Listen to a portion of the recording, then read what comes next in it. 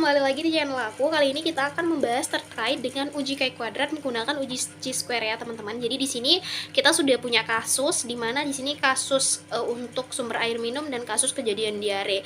Teman-teman dapat membaca untuk contoh kasusnya, di mana kasusnya itu diambil dari wilayah kerja Puskesmas Juwiring di Kabupaten Klaten tahun 2019. Ini peneliti menggunakan kuesioner ya teman-teman, di mana untuk pertanyaan pertama yakni apakah jenis sumber air yang digunakan untuk memenuhi kebutuhan sehari-hari. Di sini ada 5 sumber air, yaitu PDAM, air mineral, air sumur, air hujan, dan air sungai. Nah, untuk air PDAM dan air mineral kita beri kode 1 ya nanti untuk di SPSS. Nah, untuk air sumur, hujan, sungai itu kita beri kode 2. Nah, kode 1 itu adalah air yang terlindungi, sedangkan kode 2 itu adalah air yang tidak terlindungi. Lalu selanjutnya untuk pertanyaan kedua di kuesioner, yakni apakah anaknya pernah terkena diare. Jika mereka menjawab tidak, maka kita berikan 1 poin, atau nanti kita olah datanya menggunakan angka 1, kemudian jika iya maka kita menggunakan angka 2. Jadi seperti itu ya teman-teman. Adapun untuk datanya itu seperti ini, yakni sebanyak 27 narasumber atau 27 responden ya teman-teman. Oke, next. Ayo kita bahas di SPSS. Lalu kita klik kejadian. Ketik kejadian kita nolkan di bagian desimal ya teman-teman ya. Kalau kalian pengen ada 0 angka di belakang koma, it's okay. Kalian bisa berapa angka? Misal kalau 2 angka, kalian bisa taruh angka 2 di set desimal ya. Kemudian di bagian label, teman-teman dapat tuliskan kejadian diare. Oke. Nah, di sini untuk values-nya kita tulis 1. Di value-nya diare. Kita tulis tidak diare ya. Tidak diare ya, teman-teman. Terus kita add. Nah, yang kedua kita tulis diare ya, diare. Kita add. Nah, kita oke. Lalu untuk measure-nya kita pilih nominal ya. Lantas akan terlihat, kita balik ke data view. Nah, seperti ini ya bentuknya teman-teman, ada air dan kejadian. Guys, balik lagi kita pindah device ya, kita pakai HP ya.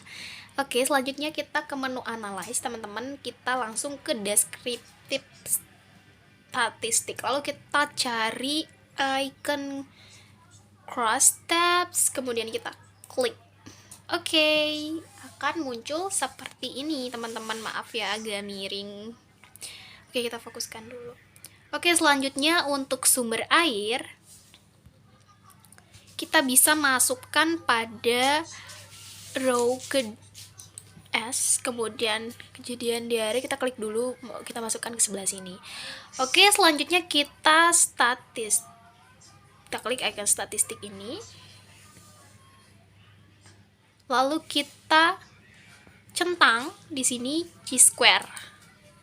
Kemudian kita langsung continue teman-teman. Oke. Kemudian selanjutnya adalah kita klik oke. Nah, akan muncul menu seperti ini ya. Ini adalah hasil output dari SPSS chi-square teman-teman, SPSS chi-square. Nah, pada data di sini kita mendapatkan bahwasannya N-nya itu adalah 23.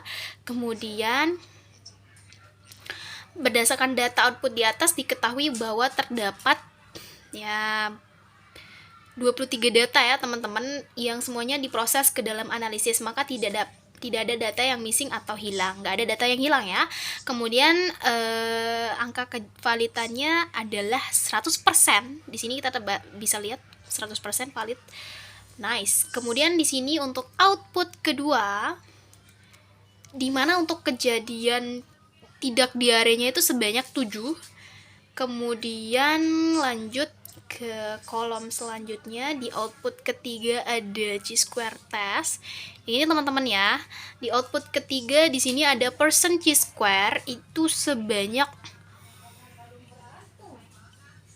0,13 ya teman-teman. Anjing banyak. Di sini rumusan hipotesis penelitian di mana H0 tidak ada hubungan antara sumber air minum dengan kejadian diare pada balita di wilayah kerja Puskesmas Juwiring Kabupaten Klaten tahun 2019.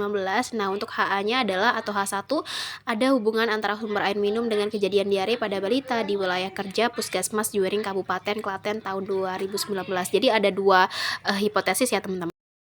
Nah, di sini untuk pengambilan keputusannya berdasarkan nilai signifikan yang udah kita uji tadi, bahwasanya untuk yang pertama jika nilai signifikannya kurang dari 0,05 maka artinya H0 ditolak dan H1 diterima. Nah, kedua jika nilai signifikannya itu lebih dari 0,5 maka artinya H0 diterima dan H1 ditolak.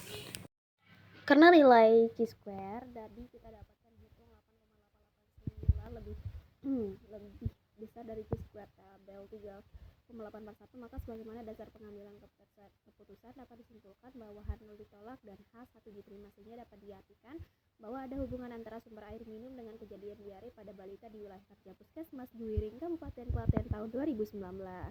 Terima kasih sudah menonton video ini. Jangan lupa subscribe, share, dan komen. Dah.